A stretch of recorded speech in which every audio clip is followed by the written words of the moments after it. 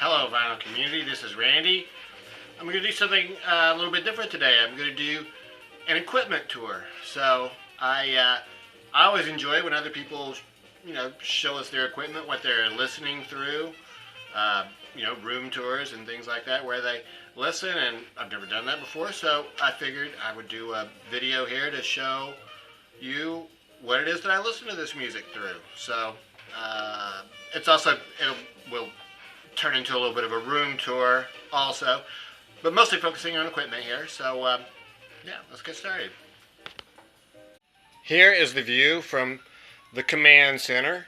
So this is where I usually sit, listen to music. You can see I've got both of the speakers back there kind of towed in so that they're pointing right at me. So yeah, equipment here. So here is the main turntable that I use. This is a Project One Expression Carbon. I know some people have reported having problems with this turntable. When I got it, ordered it from the needle doctor, and I had them install a cartridge for me, and they noted a problem when they installed that cartridge. It was an MC cartridge, and they said that when they installed it, the platter was drawing on the magnet in the cartridge or something like that. Anyway, so they replaced the platter that came with it with this acrylic platter. They just threw that in, so I thought that was cool. And so I haven't had any problems with it. The cartridge that I have on there right now is not the cartridge that I got then. This is a, what am I doing here? This is a MP150 Nagaoka. This is one that Hi-Fi News recommended highly, so I've been using that one for about a year, which I figure is at least 300 days of use, probably closer to 350 days of use, probably 3 to 4 hours a day. So they say 400 hours. I'm well over 1,000, so I'm thinking it's time to replace that. So that's part of why I'm doing this. See if anybody has any suggestions for a new cartridge. Here is the turntable that we're listening to now. This is a more like a Project entry level, I think. The Project Debut Carbon, I think was what it was. We are listening to Kenny Drew right now. I have a mono cartridge on here. This is an Audio-Technica mono cartridge. The reason I'm playing this Kenny Drew record through here is this is one of the Blue Note 75th, and this is one that I got that really did have some problems, and I'm trying to see, I'm just not doing this now for the first time, if listening to it through the mono cartridge will maybe take some of the noise out. So it's an experiment, and I don't know. I don't know if I can really tell the difference or not. Okay, here is tape deck. This is a Pioneer CTW205R. I got this tape deck in the late 90s. I'd had a Technics tape deck. In the 90s, I was doing a lot of taping. I was trading Grateful Dead tapes and also jam bands. Doing a lot of taping. I wore out that other tape deck, so I got another double tape deck, so I've recorded a lot on here too. This one still works well. I think this side over here might have a tendency to drag every once in a while, but this side plays perfectly. Here is a phono preamp. Cambridge Audio 651P.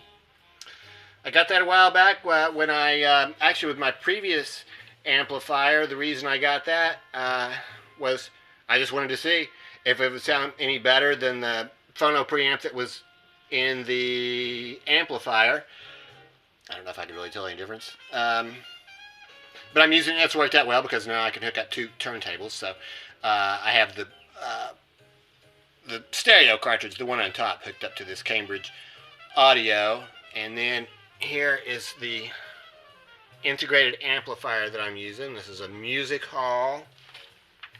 It is integrated amp A15.3. You can see it's pretty basic there. It has the inputs and things like that.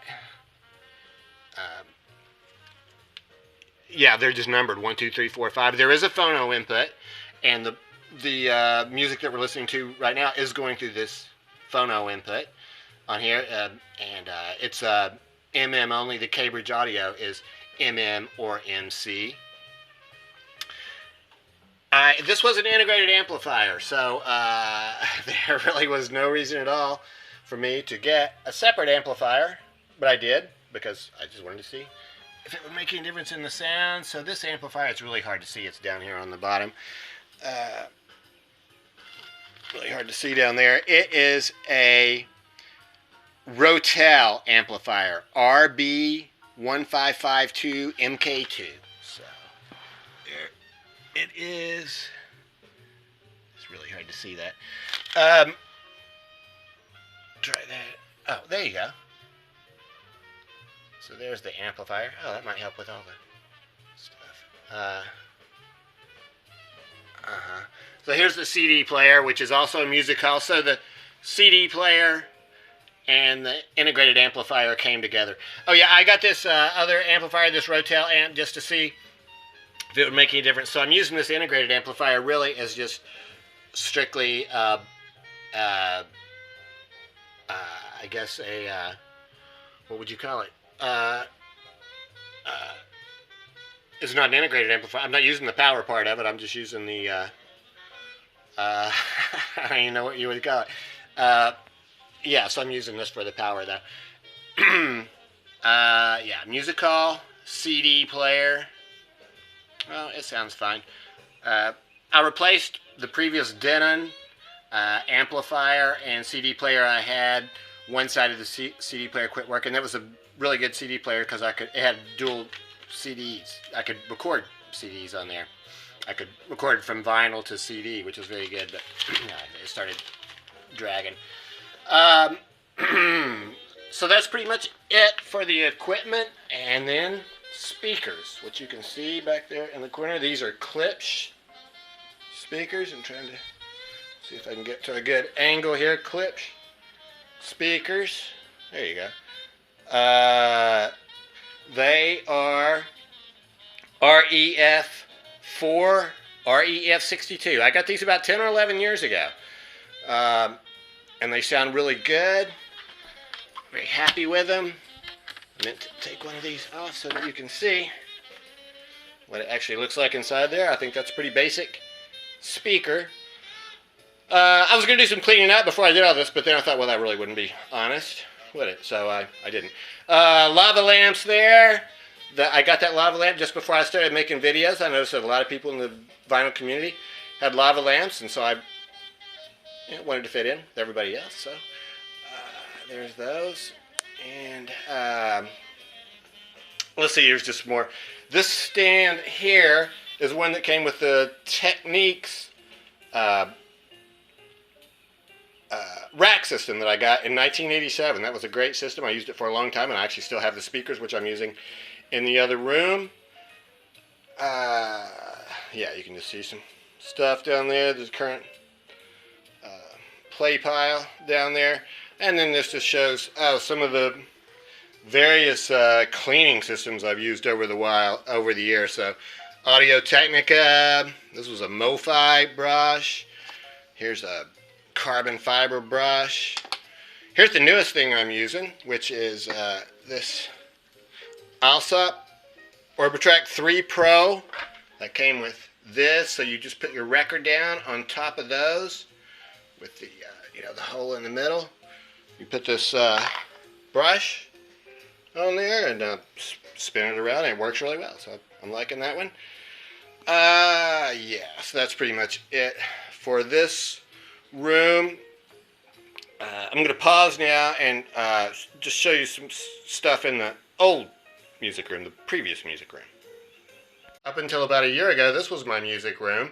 I switched it into the other room. That used to be my home office workspace. I used to work from home, but I'm not doing that anymore. So I changed that into the music room. So it's a bigger room. It's got more space for the speakers and everything. I had a secondary system in here, which was just a turntable with a small little project amplifier, phono preamp, I guess, and then some powered speakers.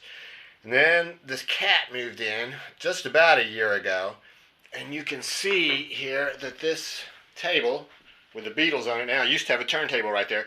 The cat jumped on that, and so I just couldn't really play records in here anymore with any certainty that he wouldn't jump up on it. The system I showed you in the other room, the turntable's up high enough that he can't jump up there. So there's really no audio equipment left in here anymore. I did want to show you my Grateful Dead poster. This is a Grateful Dead poster that I got at the very first show I ever went to.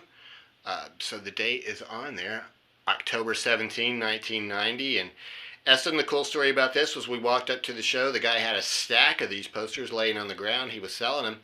I gave him 10 marks for it. It was either 10 marks or 20 marks. It was just a single bill.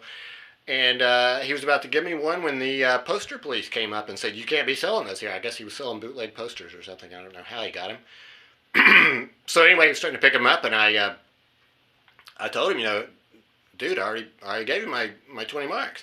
So the poster guys let him give me one, so I thought that was nice. That's a great poster.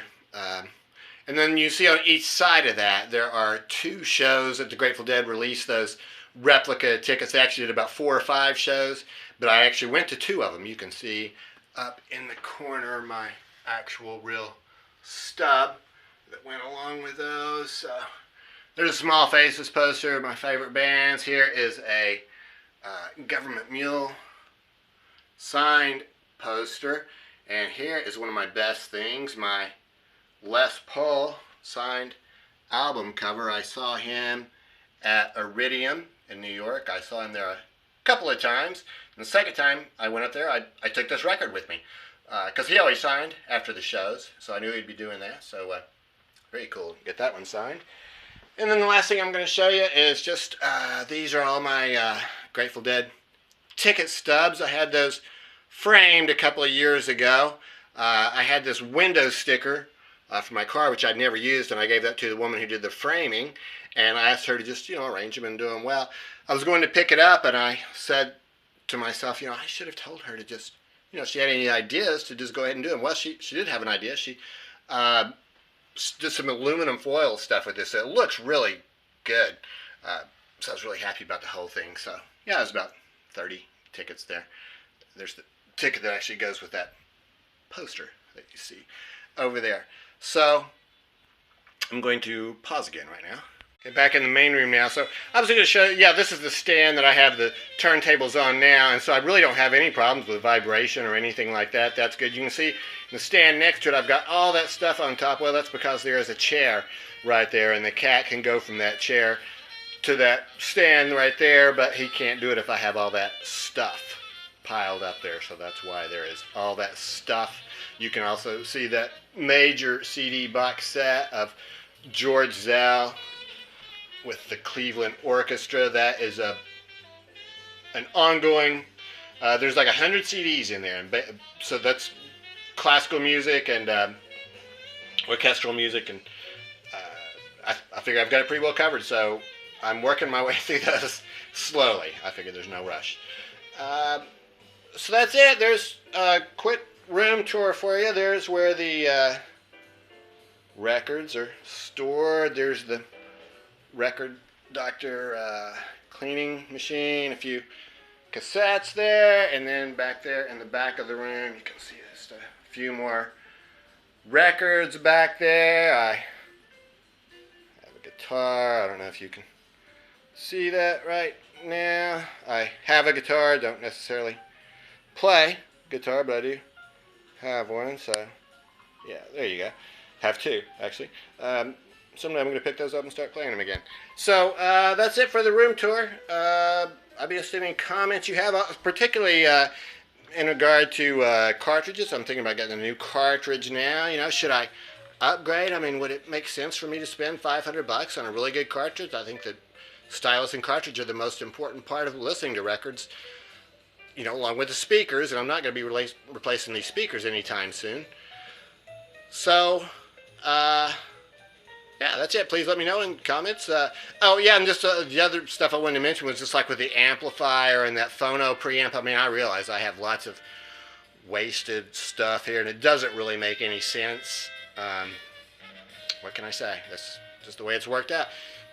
I think it all sounds really good now. I'm very happy with all of my sound. I would like to replace everything and upgrade everything that I have, but since I'm not going to do that, I can say that, yeah, I'm really, really happy with the way everything sounds right now. So that's it. Thanks for watching. Let me know what you think, and yeah, have a great day.